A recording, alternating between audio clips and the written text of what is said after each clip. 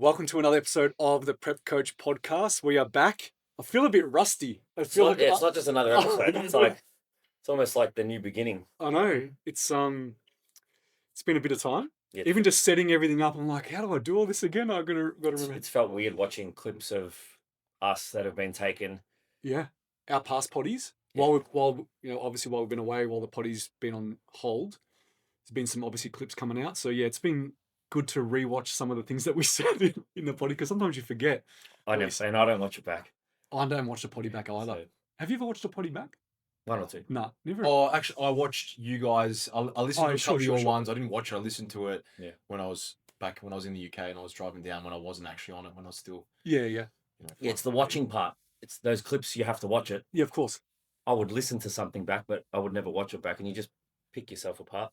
Yeah. So, Yeah. fuck, sit still. And when I watch it, I feel like I'm doing this. Like, my head's like this. So what's been happening? What? Oh man, I was actually in Croatia. One of Oh, my mates. Yeah, one of my mates got married. Oh yeah, how was that? It was fucking awesome. It was actually phenomenal. But I reckon we'll probably get your rundown on how it all went, because you went 2 weeks before us. Yeah. We actually flew on the same flight. Yeah. I that's managed right. to change mine to get on with Scotty and Jem.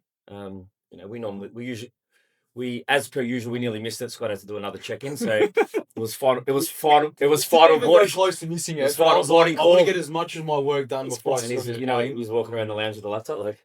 He's walking. me and Jen just we sat next to each other, looking at him like. I actually went down the stairs. He went down. I'm like, if I go down, He'll get the Fuck hit no. that we're going to she leave. did another one after that. So she said MG when I said, he's fine. They're not going to leave without us, and we got heaps of time. The so guy's ruthless. I'm going to do one more. Me and your wife have this thing. We think that now you've kind of taken it like a badge of honor to like see how far you can fucking push it to get on that plane. Like, They know. They don't leave without me. They don't leave it there. Nah. it's funny. But even when I walked down, they were just like going through. We had heaps. Plenty of of time, I was so- laughing like a shark. Yeah. Heaps of time. It was the best. I'm really grateful I got to fly with them. So then we went to Doha, that airport's amazing. Mhm. And then we went to Athens, and Scott got a $47 Monster, and me and Jen got $29 cappuccinos. Yeah. That was worth every cent. Yeah, and then we landed, Honestly. man, and just instantly it was just like, I saw you straight away, pretty much. I came to your house to have some ciabatta bread and Yeah. tomato with olive So- big roast. with So that. he messages me and said, "We've landed. We're in the car on the way. This is where I'm staying." I'm like, "It's literally a minute walk from where I'm staying." I said, "What I'll do is I'll come get you and come back to mine, and then we'll go out and we'll go into the Dubrovnik, into the city, and we'll chill out. We'll have a look around." So I mean, distance-wise, it was a minute walk, but it was 47,000 stairs. Yeah, stairs. I'm 'cause it's, sort of fucking yeah. inside, man. Fuck. My shins were When we cramping on day back three. up the steep, from the beach that day, the stairs are that steep. You get to the top and you're like, good, and then it There's goes more. like that, and There's then more. Yeah, and I was the next one on top of that. and you're in slides. Yeah, Oh, man. We have so many stories. I don't Man. want to flood the podcast too much with just talking about this because it's a bodybuilding Yeah, podcast. by the last day, my fucking cardiovascular fitness had improved so much. Mm-hmm. I could do the whole 3 sets of stairs, and there was no glute burn on day 1. I was like, fuck, I'm in trouble here. I need to call a donkey and try and get on the donkey's back to get up to the top. But I went to go get him, and I took him back to where we were staying. And my parents had a little apartment, Yeah, little villa. Like, yeah, like a little villa. Yeah. Straight away, he comes in. My mum's like, "You hungry?" it was like fucking. He's ciabatta bread, cuts it up, puts tomato on it, bit of cheese, salt I mean, and pepper, Your dad had disposable sachets of olive oil, olive oil. the king, and he gave me something to take back to my room too. It's getting the full So- walk experience. So I had to too, go to so- the supermarket and buy bread and tomato, because I was like, what am I going to do with yeah. this olive oil? But man, how much fun do we have with his parents as well? Elite. It's so good, right? At your wedding, Yeah. so outside the church, while we were waiting for Kiki to come, your dad goes, "Hey Scotty, I picked you up some gluten-free bread today." What a fucking legend is. And I reckon I ate 2 loaves of it Yeah. because the entrees at the wedding, I'm not a squid ink kind of guy, so Yeah. I was like, I just And you would never get that much bread. no, but it was good bread. I was sitting there and I was like, sometimes you just got to treat yourself, you know. Yeah, my dad's good like that. He He's tries to a- look after everyone. He's a He does. legend. Yeah. That's good. Yeah, and the wedding, man. Like that could be a whole ep, but it was magical. Could be a series. Yeah, it was absolutely magical. I mean, there's some highlights, that's for sure. I mean, your brother was a fucking hard. Little brother. He's a special human. He is a special human. It's the fucking best. Just to Yeah, paint the picture of like why that dance floor was so lit up. Okay, so if anyone saw any photos or videos, basically it was outdoors, in front of a Marina. in front of a palace that looked onto the water, and we were obviously in the garden in that front section that looked directly onto the water, and the table was right pretty much on the edge, Yeah. looking over the water, Sounds and then there was a dance floor that was just in front of the palace, and the DJ was there, and then there was a sax player. He was absolutely elite, Yeah, and that doesn't even do him justice. Like, yeah, and my brother was really motivating him a yeah, fair we were.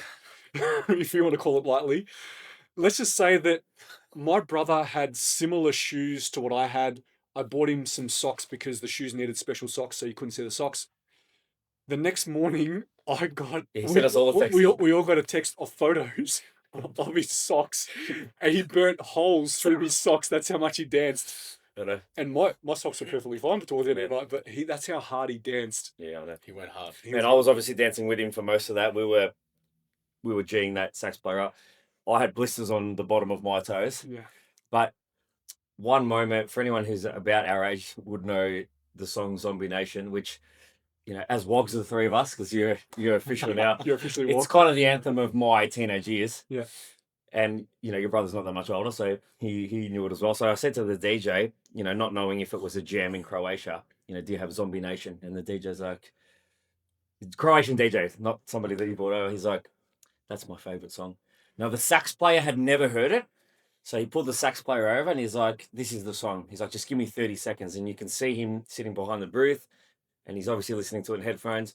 He only had 30 seconds at it. And then they put it on and he fucking hit every single note. Your brother was in his face like this, right? Fist pumping in his fist face. pumping. And obviously the sax player was just having the night of his life. Right before the drop, do you remember? Me and your brother, we got our hands around each other. Jumping up and down. And we're jumping around in circles. I said to Scotty, I was like, I felt like I was jumping 100 feet in the air. And every jump I was getting higher. It was obviously not happening because I'm the most immobile person ever. And right on the drop, we jumped up so high when we landed the big drop. And I was like, oh, fuck, I twinged my fucking thing. Oh, it was good. But it was phenomenal. It was the greatest night, man. It's just amazing. It was amazing. Like, for me, obviously, I'd been to Croatia, I'd been to Dubrovnik. I knew what the venue was going to look like. I'd seen photos. I'd never been there physically, but I kind of knew what to expect. I knew that, where the ceremony was, it was in a really, really nice place, an old building that was kind of open air. And then also I knew where the reception was and how it was in the palace on the water. So I kind of knew, but I know you guys didn't know what to expect at all. I didn't even look Croatia up. Yeah. I was just like, I just want to go and experience it as I see it for the first time. I didn't even look up the accom I was staying at because I did it at one of my clients who's a travel agent. I didn't look at anything. Yeah. So for me, obviously, I was still blown away by seeing it all that day. But for me, I got a lot of enjoyment out of seeing all you guys experience it and see it for the very, very first time. Mm-hmm.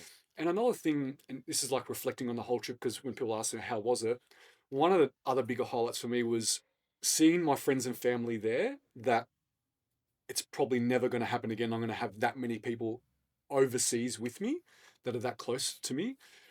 Seeing how hard everyone works in their life, all my friends and family, and to see them over there relaxing and enjoying themselves was a really happy moment for me too, because obviously everyone there is I love, and I want to make sure that they're having the best time of their life and they're enjoying their life. And the fact they all came over there, for me, well, I was incredibly grateful, but it was good for me to see them enjoy their time away. It's no greater feeling than seeing the people you love happy. Exactly. I think you over-delivered on that, man, because it was amazing. Like this is another thing that might sound mind-blowing, but we go away together all the time. We've never been able to switch off. We go away a lot, but it's always working, or there's parts of work and parts of chill, but never have we been able to just send it like that. Switch off. When we were diving off the pier into the ocean, and Hvar, that day, when everyone's asked me, what was the best part about the trip? That day in Hvar, where we were at that beach, where we were literally just floating. I don't know what day it was. We were just floating. Well, we weren't. He was, because his Crocs kept bringing him up to the surface here. Yeah, we were just floating in the water, and it was just like, how good is this? How good is this? And then, afterwards, what was that? went to that beach bar, whatever it was. Even just there watching the sunset, Hoo-Ha, or whatever it was called. Hula Hula. Hula Hula, Hoo-Ha, whatever it was. Yeah. But even just like seeing how picturesque all of that is, it's hard to believe that has been there this whole time, and like I've never even experienced it. Do you know what I mean? It was just having those moments and reflecting on it it was incredible. It was short, it was sharp, but it was definitely a week that Jenny and I both said it was probably one of the best weeks we've ever had. So That's awesome. That's so good to hear. Yeah, if I ever went to Europe, that would be a spot I'd spend probably most of my time. It goes straight to the top of my list. Yeah, Croatia is awesome. Yeah, and even the resort we're at, like, just that was great. Yeah, I might have to post those photos of you sunbaking. But yeah, that was a trip. Obviously, I was away for a little bit before the wedding and a little bit after. I was able to spend a lot of time with obviously Kiki, but obviously a lot of time with my family as well. See family over there, experienced a lot of things. I did a lot of driving while I was in Europe, believe it or not. A lot in Croatia, a lot in Italy. Saw a lot of amazing things. So yeah, came back grateful, recharged, ready to go. Pretty much hit the ground running. I got back Friday 1 a.m. Had a sleep until about midday. You rang me at that time when I just woken up. And I was on a plane the next day to Tassie, and then the next day after that to Adelaide. So and then straight into check-ins the next day. But I also just want to say how grateful I was that during the time that I was away, Amy and Maddie, the two TMG coaches, they looked after majority of my clients and my athletes, and they were phenomenal. I could not have done it without them. I was so relaxed while I was over there, knowing that they had it handled, and I had full trust in them. And I've just had a catch up with all of them to review everything that happened while I was away, and they nailed absolutely everything. They nailed absolutely. So knowing that they're there and I can trust them, and potentially I will use that again whenever I do go away. And I said to them as well, like, if you guys ever go away, the favour is going to be returned as well. So, and I know you got Cole to look after some of your athletes as well. It's the first time since starting coaching that I've not done check-ins whilst away. So that was... And just seeing how much more relaxed you were to actually have time off. Yeah. Just to wake up and like remember that morning I couldn't charge my phone. I didn't have an adapter. Yeah. So my phone died, right? Can you explain the night before that as well? Because it's a whole thing like you didn't just... So give us a story. We've got so many stories. We went out for dinner, and then we went and got ice cream, and then we kicked on. We went to a few places just to see what was out there. We went to this one place which the guy that was working there was just the rudest guy. So I was like, fuck this guy. I'm going to go across the road to the competitor. We went across the road, spent some time there, and ended up being late. Kiki and the girls ended up coming, and then we started walking home, and I think I said goodbye to yous at midnight. So you're another 500 metres up the road. I'm another fucking tier up. Yeah. But I knew that staircase because I'd walked it already 3 or 4 times, and my map said 6-minute walk. So I was like, I'm fine. Turned it off. Said goodbye to you. Kept going. Thought I walked up the right staircase. 6 minutes. I was supposed to be home. I got home 90 minutes later. I got lost. I went the wrong staircase, and before I know it, I opened Google Maps up, and I'm a 45-minute walk from home. I was like, what the fuck happened? What the fuck, man? So I said goodbye to him at 12, and I walked in at 1:30. Right? And then his phone died. And then my phone died. So, and then this is the state he's in, because he didn't say that we actually went out for a couple of drinks. So he's in a state where he's trying to text message me, right, on my number. It's like, hey, bro, I'm lost. We've been using WhatsApp the whole time. Yeah, I'm like, texting me like, bro. I said, bro, I'm lost. Just keep your phone close by. 20 minutes later, starting to get worried now. This is what I said. I'm not getting any of the texts. So, and by that stage, I'd gathered that. So I was fucking somewhere in the bush. And then I'm like, fuck, what am I going to do? Yeah. So you remember there's like cranes from they were building the construction that was going on there. So I was like, fuck, I remember those cranes. And I know that I'm at least that side of that crane. So I'm a fucking mile away. So I just started to like follow the cranes. I eventually got home. And by that stage, I think I did 26,000 steps, 14,000 when we left and 12,000 getting lost. So the next morning, my phone was dead and I don't have a Croatian or European adapter. So... yeah, it's typical. No forward planning. Just typical. I just thought, Scotty will have one for me. I too. Well, I did, but you didn't ask for it. I didn't know your phone was fucking dead. I get it. And then the next morning, I was up at like 6 a.m. Right, even though I got home at 1:30. So hardly no sleep. Yeah. So, but like fuck, I can't do anything or contact anyone because I couldn't remember how to get to yours exactly, unless I deal with this issue now. So I was like, fuck it. So I just got up and started walking. I just walked for like 3 hours, man. It was the best ever. No phone, no check-ins to do.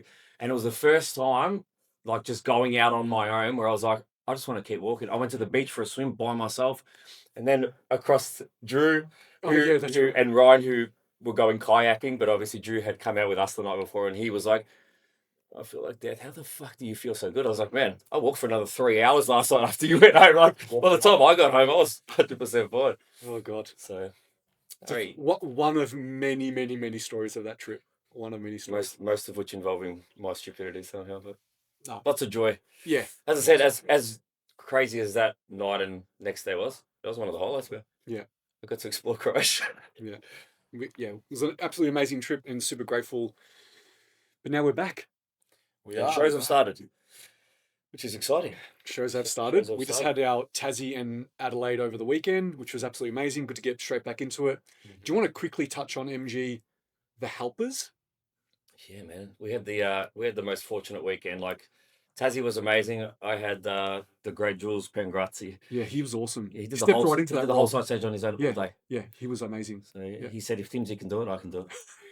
I think you said I can do it better. Yeah. But yeah, man. He was like, look, I think there was also something to the fact that whether he knew the athletes or didn't know them, and I'm sure there's Tassie athletes that will listen to this that will attest to this, he just made them feel so at home and just ease their mind before walking on. And like, he was helping pump people up. I was as well, on the day. So it just makes all the difference. Yeah.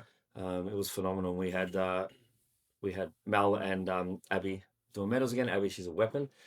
So we're so fortunate, but same as SA, we had like a lot of people a helping. team of like 9 or 10, and the vibe was phenomenal. I obviously spoke to everybody at the end and just thanked them for their support and kind of explained how the people that are involved and help us along the way are part of what the difference is between what we think our federation stands for and what our point of difference is.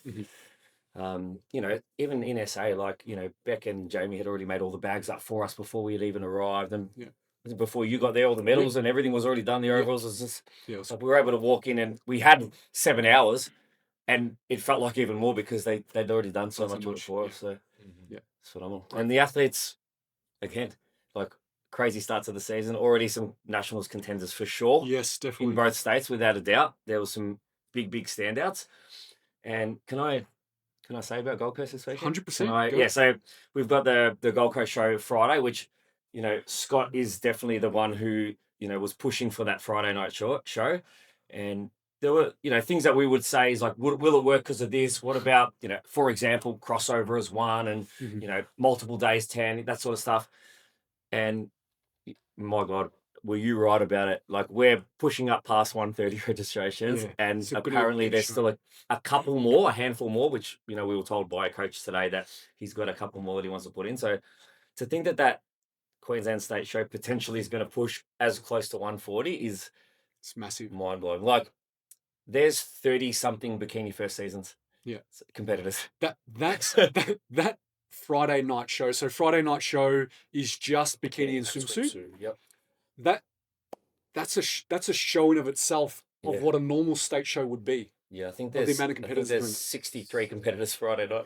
It's crazy. And it's just a 5-hour block show. Yeah, it's going to be a crazy weekend. And Gold Coast is an incredible venue. I love that. I love that venue. It's actually going to be a big bodybuilding weekend because FMG Worlds is literally down the road on the same weekend. So there's going to be a lot of people up in the Gold Coast. Grouse. Yeah, it's going to be. And from a production standpoint, we've got a couple of new things which are going to be. I heard about. I haven't seen them. Yeah. I've heard about them. It'll be cool from a production perspective. So it'll be good. I don't even know what this is, so I'm excited. Yeah, it's good. Well, it's something that Charles was really pushing for, and we haven't been able to get thus far. And now that we will have as of this weekend. It's awesome. So it'll be. Don't tell me. We'll just create like Croatia. The pics will be even better. The aesthetics will be even better, and even on the door already, I think pre-sold tickets. It's well and truly over.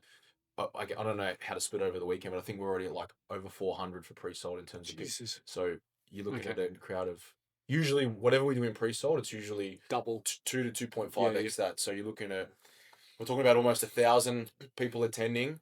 And then knowing that Vic is absolutely heaving at the moment as well. Nationals, it's going to be, I honestly think it's going to be 250 competitor nationals, which is incredible. So you're saying I should get a haircut for this weekend? You should definitely get a shave, haircut, I'll do and that. I'll do that. Nice. make sure you're nicely groomed for the show this week. Actually, Scotty's wife cut your hair for your wedding. Yeah, on an hour's I notice. actually get to ask you, were you happy when she gave you a little Yeah, tidy up? yeah, 'Cause yeah. I forgot I was spewing. I forgot my beard trimmer that I would usually use. So I went to the barber and got him to do it for me fresh. Yeah, on the because day. obviously, He's like, bro, you should have told me. I've got my kit with me. I was there a couple of weeks before the wedding, and I got a haircut just before I left. I was like, it's gonna kind of last to the wedding, but maybe not like the back of my neck, like all that kind of stuff, just the trimming. And we went to the gym in the morning of my wedding. We went to the gym, as you would, Yeah. and we did a workout. And then I'm like, oh, I'm gonna go back and just trim. And he's like, man, what are you talking about? Jenny's a hairdresser. She'll do it for you. Go get your stuff and come to the hotel. I was like, sweet. So yeah, she did, and it was perfect. Mate, I thought you looked aesthetic. Yeah, it was AF. perfect. Yeah, but so yes, make sure you're nicely groomed for this weekend because you're gonna visit a lot of people. Question is, Love do I wear 2 different suits for the Friday and the Saturday? No, you know what? I will. You're gonna do it? No, I want to take pride, man. I'm going to do it. What are you going to pull out for nationals though? If, like I said, if we based on those A brand new numbers, one. A brand new one. Oh yeah. Absolutely. I reckon at some point you've got to wear almost like a 3/4 with no socks. Almost like a Michael Trimboli wedding. I think you've got the ability to do that. Mine was. Maybe that's the Friday night. Do you want to just The do you want pants to that borrow I it? had, the loafer and the tight black long sleeve shirt. Is that Friday night's what? Yeah, you can. Well, it's Friday night. It's ladies' night. It's ladies. Yeah, and if we get you on the door when people are coming in, just can you imagine? Do- See do- a tall, dark, handsome. just Italian so I know that the mood's going to be right. Do we have DJ Normie? We do have DJ do. Normy this weekend. All right, then I'm going to go the loafers. That's it. Done. I Side note, DJ Normie got pulled up at customs when we went through for the Tassie show with a knife in his bag. Oh. I heard. Who doesn't know they have a knife in their bag?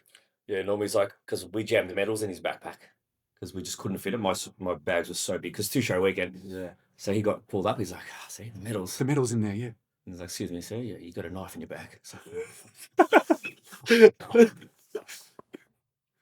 Oh God. Okay. Do you have anyone competing this weekend? yes, You got Maddie. yeah, Yeah. I got Rochelle. You got the husband. I've got the wife. absolutely. I think Scotty mentioned before he might pull him aside and give him one of those MG. Talks. Actually, Maddie, If he wants it, yeah. you saw Maddie from SA because you weren't able to be there. Yeah, yeah, So so- she stepped in and she's like, come over here. She put her hands on my shoulders and Oh, she gave you talking. she sent it. Yeah, Fellow master of the English lexicon. she sent it. She Was sent it. Yeah. Yeah. Did she call you a gladiator? She's like, what are you wielding like a fucking something? So I was like, she's the best. And then I've got, so from Gold Coast, finishes on Saturday. Sunday morning, we all fly back to Melbourne, but then I quickly jump on another plane to go to Adelaide for the IFB show. I've got 2 athletes doing that. So it's going to be a jam-packed weekend this weekend for sure. Yeah. Yeah. Yeah, it's gonna be good. We've got a couple of questions. So we'll go through them. I think this one here is going to be a good one it's almost like a seminar in and of itself. Okay. But let's just kind of go through it a little bit. So someone asked, can you give us the process 24 hours out up until the time you step on stage on how to nail your pump up and your peak? It's a very open-ended gonna question say, and there's yeah. a lot in that. But maybe we can just, Could we just give a case study of an athlete so there's some parameters to work with? yeah, we can do it as a case study if you want, or we can cover some specific things like maybe carbohydrate, water, sodium, those kind of things there. And But just that's in roughly 24 hours from stage. yeah, Yeah. Whoever asked that question would actually probably benefit from. Obviously, the retreat sold out, but that's actually I present on one of those for my lectures when we're over there, and we actually are going to have some seminars that will be coming out next year, and the Peaking 101 is definitely one of them we'll be covering because it is a popular topic and it's something that a lot of people still, I think, probably just shoot blind and maybe perhaps don't have the detail and the understanding of the physiology of terms of what you need to do, what variables you can manipulate, and more importantly, when to manipulate them. But if we go off the premise, let's assume that everything leading into it has gone to plan. So say that the show's on a Saturday and typically you've run a 3 or 4 day depletion so that you can then replete and make the most of the super compensation effect. So as a result of running lower carbohydrate and then pushing more in, you can store more glycogen inside the muscle. So let's say that you've done that Wednesday, like if I use NAM, for example, my client who went last weekend, I think we pushed in something like 425 or something on the Wednesday. We went to 5 or 520 or something on the Thursday. And then the Friday, you'll typically pull back so that you allow, firstly, food volume to come back down because you will have had more food in the days prior to that. But also you want to potentially allow some of the fluid to clear out because sometimes when you push in, you might overshoot and spill, which is actually for me, I use that feedback as a good thing because I know that from a muscle glycogen saturation perspective, you've achieved the goal. Yep. And then knowing they're going to have a workout later that afternoon definitely helps to, again, squeeze and get a feel for what the pump is like. And that's probably one of the first things you would look at, that session that you have the day before the show. Typically, I wouldn't advise anyone training legs just because they're a bigger muscle group. The last thing that you want to do in that state is potentially induce inflammation and as a result of that, edema or fluid retention. But you're using that session as a metric of assessment in the session, and the pump should come on virtually straight away. But I usually design that workout to be a circuit so that you're going from one exercise to the next to the next. So you're constantly moving and there's blood, constantly going to the upper body as opposed to do a set of 15, rest for 2 minutes. You want to really acquire the pump quite quickly. And then again, you go through for maybe 2 or 3 rounds of that particular circuit and then photo analysis straight away so that you can see there and then with that pump, what's the look like, questions that you're asking or that I ask my athletes, how was the pump out of 10? Was it like crazy? Did it come on quickly? Were you vascular? And you can usually tell from the photos, if you can see your athlete in the flesh, that's even better. But in our line of work, when you have athletes all over the country, in different countries, sometimes that's not really an option. So you're going off photo analysis, but that's where biofeedback around how it felt, how digestion is feeling, how they had a bowel movement, what was hydration status going into the session afterwards. Hopefully you're roughly just in a euhydrated state.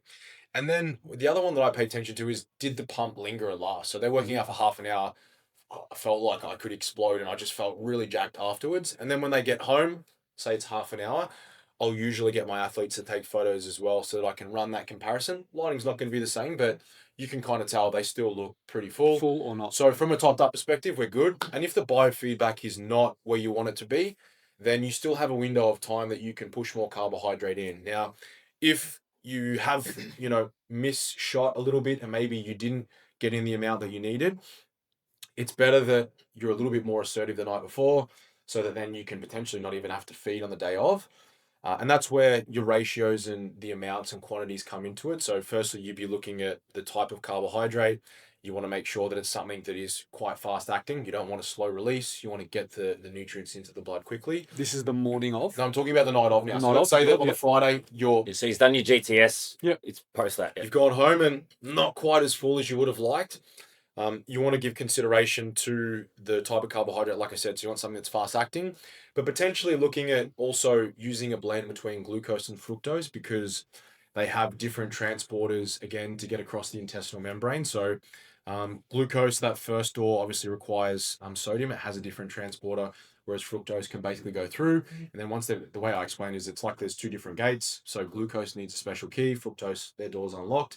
And then on the second gate, that GLUT2 transporter, they both basically walk across that intestinal membrane and they can get into the blood. So as a ratio, typically for guys, 80 grams of carbohydrate is a really safe bet per hour. And then in terms of the ratio, I would always recommend 60 grams of a glucose type carbohydrate and then looking at adding some fructose. So whether it's some maple syrup, some honey, some pineapple, and that helps with that ratio. But if you really get stuck, and that's why I use the SIS gels, as a lot of people know. I've been using them too last couple of seasons. Yep. They're so handy, Yep. and this is something that I picked up in the UK. We use them with our athletes and we use them with cyclists, and they're a really valuable tool in terms of restoring glycogen when you also don't want a lot of food volume. So the beta gels have 40 grams of carbohydrate, and they're the perfect blend to get across that intestinal membrane between maltodextrin and fructose. So it's a 1 to 0.8 gram ratio.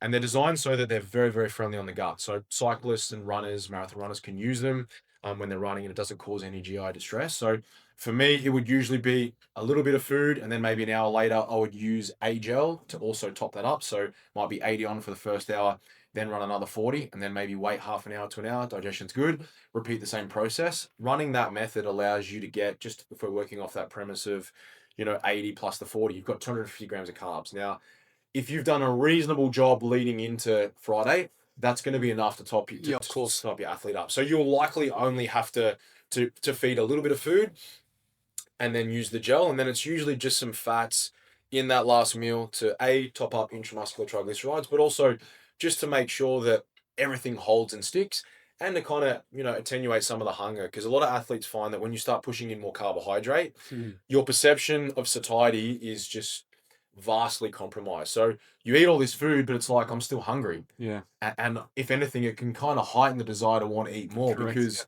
in the days that you're carving up more, you're also, and especially the day before, you're following a lower residue diet, so lower fiber, so that again, you're not holding lots of food in the large intestine, and hopefully you have a really good bowel movement. So that's what you would do if you were struggling with that. And then going to bed, some of the things that you're asking your athlete to do, as soon as you wake up, I want you to firstly go to the bathroom, assess that what your urine color is. We give our athletes it's like a schematic. It's like a color chart with a number. Yeah, it's a color chart device, and it gives you a reading from 1 to 10, and you're basically assessing. It's called Wood, so you're looking at your weight, your urine, and your perception of thirst. And so based on those 3 markers, I get an idea of roughly where I anticipate hydration status to be at, and that informs what you would do then throughout the morning. What do you want to wake up as, roughly? Well, it's very rare that you're going to wake up and you're going to be you're going to be urinating completely clear. Yeah. Because you've been asleep, and usually we want to restrict fluid before bed so you're not having to disrupt your sleep. Yep. So it's usually going to be between a pale yellow to, if it's bright yellow, then straight away the first thing that I would get them to do, they'll report before they eat anything. They jump on the scales. You might be like, oh my gosh, my weight's up. And looking at the photos, I look a little bit spilled. Okay, maybe you're a little bit dehydrated. I want you to have 400 mils of fluid, and then I want you to wait 10, 15 minutes. Then I want you to pump up, send me photos again.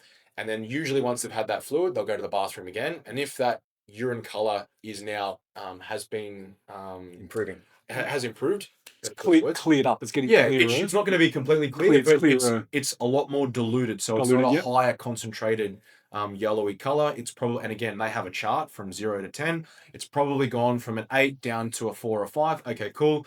I want you to have that first little meal, and I want you to have which that meal will also have 300 mils of fluid, and I usually give them some citrulline just to help with blood flow and getting the pump.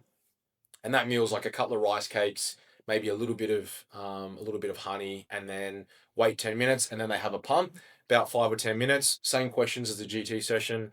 How quickly did you pump up? How did it feel? I was exploding. It was great. And then from there, you would inform what you do next. Now, you shouldn't need to push in more food, because again, that's been done the night before, and people think, oh, I'm just burning through carbohydrate. It doesn't work like that. So in order for your body to use carbohydrate as a substrate and to break down glycogen to facilitate that, you need to be working at a certain respiratory exchange ratio. So your heart rate would need to be at least, 65 to 70% of VO2 max, which you're not doing that walking to the fridge to get you. Yeah, or, especially on show day, you're not really doing much. So, yeah. Not at all. So if you wake up and you're like, oh, I feel a bit flat, more often than not, it is not a carbohydrate issue. It's a fluid or it's a sodium issue. And that's where you want to constantly be assessing the look. And that's why every sort of hour and a half, taking photos, light pump up to assess where things are at. I usually do give, if I can, a smaller meal, unless it's a men's fitness athlete that has to make a cut, or a bodybuilder that's got to make a weight cut. A smaller meal that's got maybe 50 to 60 grams of carbs, and that's there purely just to aid hunger, because I don't want them to eat much there afterwards, and B, to just restore liver glycogen, because that is obviously what's going to control blood glucose levels. And then from there, you don't really want to give them anything until maybe 2 hours out. I'll get them to have another gel just to bolster blood glucose levels, and then I'll usually start to push in sodium. So if they woke up in the morning and it was a darker yellow than what you wanted, so you got them to have a little bit of water to dilute that a little bit, would you not have any sodium also during that time in that first meal? That first meal, so the first snack they have, there's no sodium in that, but their first meal that would have had salt, there'll be no salt that will go into that meal, because blood sodium levels, again, they'll go to the bathroom before they eat that. If it's still above a 5, for me, those levels are still too high. And also not just on the color of the urine, Yeah, that's what I was going to perception of thirst. And that's why we look at those three things. So how thirsty are you? What was your scale weight? Was it elevated? Potentially. And again, it should, in essence, probably drop from where it was on the Friday. It would usually be a heavier weigh-in. Knowing the food volume comes down, low residue diet, you'll have usually had a really good bowel movement. And then from there, it might be anywhere from 300 to 500 grams down. So let's troubleshoot. Oh, can we go back and break down some of the stuff? Can we go back to the day before? You know, you mentioned about, and again, there's no perfect answer to this, but just like as a good guide, let's just say post GTS session, you've nailed it, the pump is amazing, and you get back home and it's 30 minutes later. How long would you expect a really good pump to last as an indication that you're probably exactly where you want it to be? Is like for me, I don't feel like, you know, even at peak off season, I'll walk out and I feel like it's gone in 10 to 15 minutes, even when I know I'm well and truly overeating. Is that about the norm? Is 30 reasonable to expect for people? I know, again, it's very individualized, but like if I still felt like I was pumped 30 to 45 minutes later, is that a pretty good sign that I think that's probably too long. I think you're more thinking that, you know, you've got your bag, you're in the car. you said you look at turning something away really like, like, fuck, I still feel really, really pumped. And then you get home and you still just, you're not so you may not necessarily have that same tight, hard feeling, but you just but still it's look fuller than you normally are. You look noticeably a lot fuller. You walk through the door and you're still vascular. You've got to go sideways. And yeah, and a big part of that is also keeping your athlete warm as well. And that's another thing, making sure that your feet are warm, because when you've got less body composition, you do feel the cold a lot more. And that's why if you're keeping your athlete warm, and as you guys know, I pump my athletes up in a full set of clothes so that they're almost, and I'll ask this question, do you feel like you're almost sweating? Okay, cool. And we won't derobe until like 10 minutes out, because by that stage, because they're so warm, you get an increase in blood flow. That paired with the sodium that's gone in, paired with the citrulline malate, promotes that vasodilation. And so you take off the robe, it's like, geez, it's just like unveiling a physique. And when you've got someone that's truly peeled, you can see night and day. It's so crazy to see that physique come to life. But they're probably the main things that you would want to do. And then I would usually shut off fluid from around 2 hours out I use the Q sip as needed. And that's purely because in that time, they'll likely go to the bathroom maybe once, maybe twice, because I would still push in a decent amount of water in the morning because we want to make sure that we are hydrated to an extent, even maybe hyper-hydrated in the morning, because I know that they're not going to have any fluid. And then bearing in mind that most athletes are drinking probably 500 mils every hour throughout the day, because normally, you know, polydipsia is a thing where you're trying to consume more fluid so that it kind of helps to curb hunger. And so as a means of not having that fluid that you are consuming starts to go out. And then also bearing in mind that you're pushing in, you want to keep things basically at homeostatic levels. So then from about 90 minutes out, when you do start to increase sodium, you get the result. It happens over a period of time. That's why you'll always see athletes, it's time and time again, even at the last winter show with the girls, when they first start their pump up, first about a 3 or a 4. And by the time they're about to go on, it changes. About 10 minutes out, maybe it's closer to a 6 now. And then as we're really ramping up intensity, now I'm really starting to get a little bit thirsty as they're working on stage. And that's exactly where we want it to be, because you know that plasma osmolarity levels are high. And as a result of that, they're hard, they're vascular. But obviously bearing in mind that once they hit that state, if they've got multiple divisions, you want to give them a little bit of fluid to try and mitigate that, because if you wait too long, that's where you're going to see a change in fluid retention, because obviously you can see that plasma osmolarity is high, so the tonicity of your plasma, the sodium levels are too high, and so where you have water, which is inside a cell, it's going to get moved across into that extracellular space to try and balance that out, which means that it can start to make so therefore you want to drink water. So when they first come off, here, have a little bit of a sip. It helps to kind of bridge that, and potentially, you know, mitigates the time in which your body starts to correct that on its own. Yeah.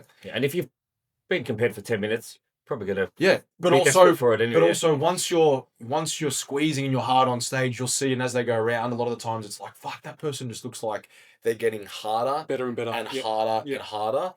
And Jamie Lee comes to mind for her winter show.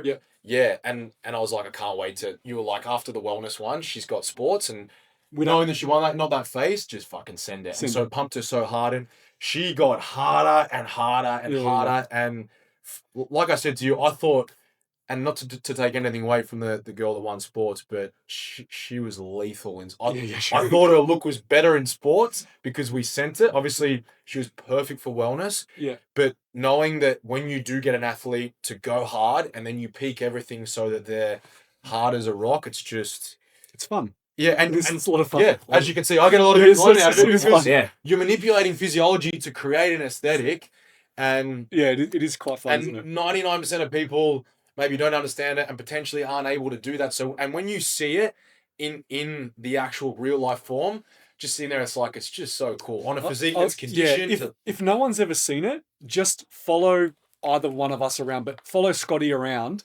backstage and just have a look at his athlete before they start pumping up, and then have a look at his athlete just before they go on stage. It's a sight to see. It's fun. It's really fun. It's cool. Yeah. Do you remember after the show Sunday, when I was giving that speech and I said you can't hide passion? Hmm. That right there. Yeah, it's The man is coming off his seat and he's saying hard as a rock. And I'm getting fucking pumped up. Yeah. That's obviously a joke, but you can see when somebody really cares, when somebody really cares about something, it is you fun. can see the fucking energy. How can you not Yeah. fucking feed into that? Yeah. When you can just see how much somebody cares about something, and there's no surprise why your athletes look the way that they look, because when you have that level of not just knowledge but also passion, because you can have all the knowledge in the world, but if you can't transfer that to someone and make them believe, it's just information. So Can I go back to another thing? Okay, yeah, go. Yeah. So next, talking about this is when you were talking about dehydration, and it might not be an issue with carbohydrates, it might actually be fluid. Straight away in my head, I just think about some of the things that we still hear out there about people who just dehydrate to dry out, cut salt and cut water. And as you're explaining it, I'm like, it just sounds, if people are still doing that after hearing what you just said, surely that is going to make them understand how dumb of an idea manipulating and drying out and cutting water actually is, now knowing on a physiological standpoint what actually happens. Well, he just said you need to drink water in the morning of the show. Correct. I mean, we give all of our athletes water targets per meal. Yeah. But people still do it. And they still, Knowing now how water works, and obviously you were also explaining that your body will try and correct it anyway. I wonder if you're a coach out there that does cut water, and maybe you've heard that now. Have you ever asked your athlete when they wake up what color their urine is? Just as a starting point. And if it's bright yellow and you've had them cutting water because you think it dries them out, can you now maybe see what the trade-off is? But what is that trade-off? What is that trade-off? So just on that, they wake up with dark yellow pee. Their coach won't let them drink, but will give them a whole bunch of sodium. Yeah. And so what actually occurs from a physiological standpoint, so if you wake up and they're not hydrated and they're dehydrated, and then you're leaning into that, if you think about plasma, so when we're talking about osmolarity, we're talking about the concentration per liter, and we're talking about blood. So you're talking about the tonicity of it. So if you think about a glass of cordial, right? And let's say that you get the right ratio, you tip water in, it's got that much cordial, it's got that much water, and then you go to the bathroom, or in this case, you drink some of that cordial, and then what happens if you don't restore the sodium to balance that out, but you just tip more water in? It becomes a lot weaker, it doesn't taste very nice. And if you keep doing that, eventually, obviously, you're drinking water, you're dringing light water. So this is if you're not pushing in sodium. So your body will counteract that. So you'll see an increase in renin, angiotensin, aldosterone system. And so this system is designed to sense that, okay, there's not enough sodium on board. So what happens is you will start reabsorbing more sodium, and as a result of that, you reabsorb more sodium, and then eventually what will happen is you'll start pissing, and then you'll also pull more fluid across to try and balance out those ratios. Now, if you're dehydrated and you're not consuming enough fluid, Go back. So if that happens, what does the physique look like? So if you've got someone that's not, well, firstly, you need sodium for muscles to contract, first and foremost. The sodium potassium pump is very, very important for muscular contraction. So if you pull sodium, you're not going to be able to get a pump whatsoever. So you'll see a decrease in blood volume, blood pressure. I can't get a pump, I don't look vascular. And that's because you don't have enough sodium on board. But if you're doing that as well when you're carving up, which some athletes do, they cut their salt during that period. If we go back a little bit, we spoke about those two transporters. If we think about those two gates, or two doors, if you will, to get across the intestinal membrane, fructose goes through that first one. That sodium glucose link transporter requires sodium to help get through that. So in order to partition carbohydrate, you need fluid, so around 3 mils per extra gram of carbohydrate, but you also need sodium. So that's why when we're increasing carbs, rather than pulling sodium down, I'll usually bring sodium up because fluids also come up. So again, we think about fit and to go back again, physiology on every level wants to go back to baseline. So if you're pushing in more fluid because you need more fluid to help store the carbohydrate, we think about that glass of cordial and tipping the water in, the cordial is becoming more and more diluted, so it doesn't taste very nice. So we also need to add some more salt, some more cordial to help balance those ratios so that we can get the contractions we need. Because the other thing is, well, you may be pushing in on this carbohydrate, I didn't get a really good pump when I did my GT session. That could also be because you fucked up your fluid balance and you also made a mistake with the amount of sodium that needs to go in as well. Yeah, because some people could think, I haven't carved up enough. Yeah, but if you're keeping fluid the same and you're also keeping sodium the same, you're going to have a problem with that. But there's also a caveat that you need to balance it, because if you have too much sodium, you can then delay gastric emptying. And if you do that on show day, so that you're dehydrated and you're also most athletes are eating on show day, which again, we want to try and keep the stomach as empty as possible because the top up has occurred days prior. So it's about giving them a small meal, restore liver glycogen, curb some of that hunger, and then basically just suck it up till you get on stage. Yeah. But if you're then pushing in lots of food and then you're also pushing in lots of sodium, thinking that you got to go heavy on the salt, that delays gastric emptying. So all that food is just going to sit in the stomach before it's even made its way to the small intestine, let alone the large intestine, and you end up seeing someone with a massive bloat. Yeah. And also bearing in mind that if that acute dose of sodium has gone in, you're going to see intracellular fluid, because we have lots of water inside a muscle cell, is going to move across and obviously move into that extracellular space. So you're literally making the size of your muscle smaller, and you're pulling more water across into that that area between the muscle. Exactly right. Get back to baseline. Because it wants to curve that back. Because if you need sodium to survive and you need fluid to survive. So mucking around with either of these things is a really, really bad idea. You can end up in the hospital. You could end up with delusional encephalopathy, which is basically like swelling of the brain. You can die. And that's why a lot of enhanced physique athletes that muck around with diuretics, they end up either hyperkalemic, which is basically super, super low potassium, and they get crazy cramps to the point where they need to go to hospital and go on an IV, or hypernatremic, where blood sodium levels are super, super low, where same thing. Your muscles can stop contracting, bearing in mind your heart is a muscle, and you can fucking die. Yeah, so, I mean, there's been some tragedy in the enhanced world, and of course. Yeah. And a lot of the times it's mucking around with diuretics. Yeah. Yeah. And that's why. Can you say what that condition is again? Which one? The hypernatremia. No, not hypernatremia. The delusional encephalopathy. Yeah, I was trying to. Encephalopathy. It's delusional, not delusional encephalopathy. Delusional. So it's not delusional. Not delusional. Yeah, so swelling of the brain. Yeah, crazy, man. Yeah. So electrolyte balance is super, super important, and that's why you've got to have these baseline intakes, knowing that. So, for example, most girls that I would coach, their sodium intake each day would be like maybe 1,800 megs of sodium to 2,000, depending on the size. Most of the guys, it's around about 2,500 megs. Now, the reason that's important, because if you look at, let's say that they have 4 meals a day, most of those meals that they contain are going to have around about 400 to 500 megs of sodium, bearing in mind that we add a little bit of sodium in the pre-workout to maximize the pump, have them feeling good. And so if your athlete is on at 11 o'clock, I'm thinking about, okay, cool. So on their usual day, how many meals in are they? They've usually had about 1,200 megs of sodium. So in order for me to induce any kind of response, if you will, I need to make sure that I'm at least 1.5 to 2 to 2.5x above that. And that's where just feeling it out, you're in constant flux. And it's honestly a balancing act. And that's why it's always, where is thirst at now? How do you feel now? Did you go to the bathroom? What color was it? All of those things. And people might be thinking, why the fuck is he asking? Why is he asking me those questions? Yeah, but it's because in my mind, when I'm asking them, all right, cool, we're about 90 minutes out. This is where you're currently at. This is where I reckon you're going to be in an hour. We'd originally planned to push in X amount of, salt tablets or X amount of salt. Instead, I want you, to do this instead. Yeah. It's funny because I remember when we started talking about this on the podcast, like when we first started the potty, we started talking about salt tablets. And then we used to go to shows and we started seeing people with the salt tablets.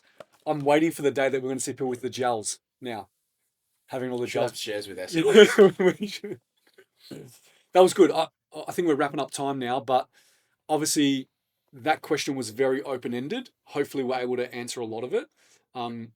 But yeah, send us more questions that are, if you want to be more specific on, I woke up on show day once and this happened. What should I have done next time? I mean, just the things that people can look at, like actual things they can look at, like urine color, perception of thirst, that you've given now for people to utilize as a tool on show day. That how else are you going to be able to track and measure that stuff? It's like when you told me to look after your athlete in Adelaide. That's a great example because I didn't even ask him what the plan was. I just said, "How thirsty are you?" Yeah. Oh, okay. Well, you're not vascular. You aren't getting a pump. You're pumping up 15 minutes.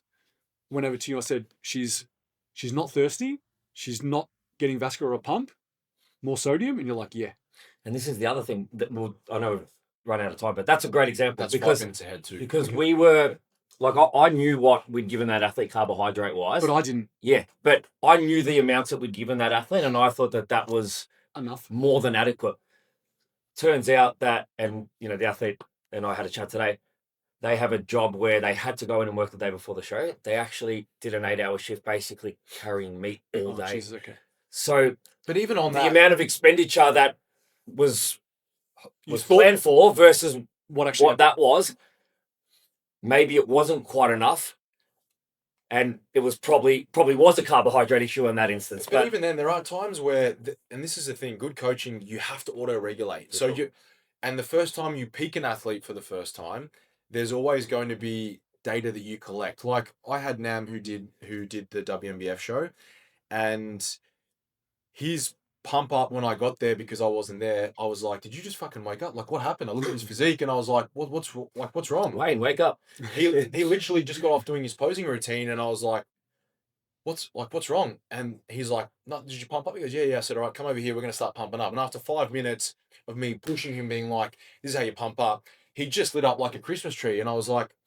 And then he literally said to me, "I wasn't pumping." Yeah, that's another conversation. So we can go through that, because that's another a good one. We've got to pump up. But what happened is, because he had classic physique first, and knowing he was smaller, we pushed a little bit in, and I was more conservative. The look was good, but then we pushed it for men's physique, which was later in the day. But full transparency, by that stage, it had been 3 hours. His physique had started to fade a little bit because of what we did push in. We didn't want him to come in flat, knowing that he's on the smaller end for classic, but he was going to be on the money for men's physique. Whereas I know that if he had just done men's physique, we would have pushed in more in that first bout, and the look would have been in better. He looked dynamite. What do you mean by pushing more? What pushing more? So for classic physique, the amount of sodium I pushed in, okay. If that was his only division, and we didn't have anything else afterwards, I would have pushed in probably another 500 megs, and it would have been a lot more harsher as a result of knowing that it doesn't matter what happens after he gets off stage. Yeah. But knowing he had men's physique, it's more of a juggling act. And even for like NBA, I was almost going to say to him, "I'm going to pull you out of classic because men's physique is the division that we want to go after."